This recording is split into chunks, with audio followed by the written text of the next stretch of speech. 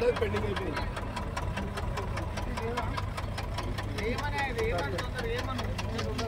ఇటు పెట్టాలి కదా మరి దొంగ సర్వేలు ఎంత చేస్తారు సార్?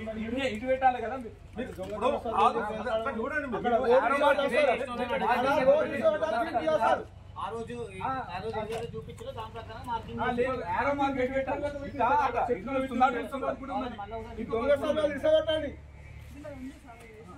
అక్కడ రోడ్ నువ్వు వస్తారా మీరు సర్వే చేసి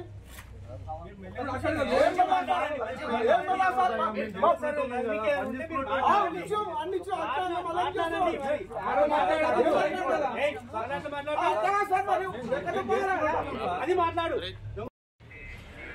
మళ్ళీ స్టీఫెన్ లేదు మాట్లాడు జూలై 26 ఇప్పుడు ఒక పెద్ద సెట్ ఉంటుందని అనుకున్నాం మేము. ఇంత లేకుంటే మేము పోయేది ఉంటే కూడా ఇంకా రాత్రి వచ్చి తీసేస్తా ఉంటే ఎందుకు నష్టం చేస్తాం.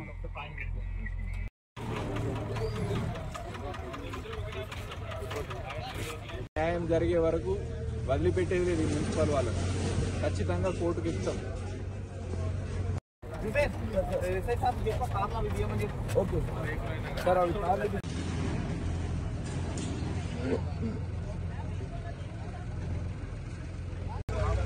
ఈ షాప్ మాది కొనుక్కొని షెడ్ వేసుకున్నాము. షాప్ నడిపిస్తున్నాము. 20 ఏళ్ళ నుంచి నడిపిస్తున్నాము.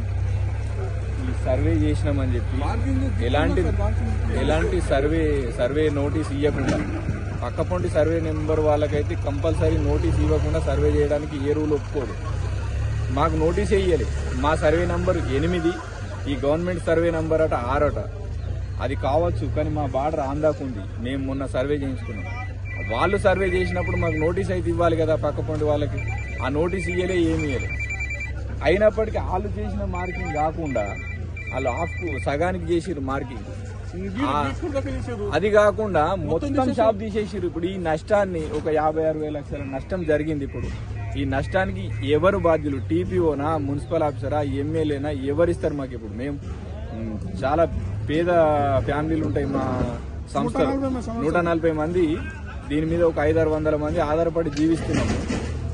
మరి వీళ్ళ పరిస్థితి ఏం కావాలి? ఇప్పుడు మా బతుకు తెరువు ఏంది? దయచేసి మా నష్టాన్ని ఎట్లా భర్తీ చేస్తారో మున్సిపాలిటీ చేస్తారా, ఎవరు చేస్తారో చేయాలి. మేమైతే ఊరుకోము. ఈ మళ్ళీ ప్రజావాణిలో సర్వే కూడా పెట్టినాం. దీన్ని టీఫన్ కట్టినాం, అన్ని కట్టినాం.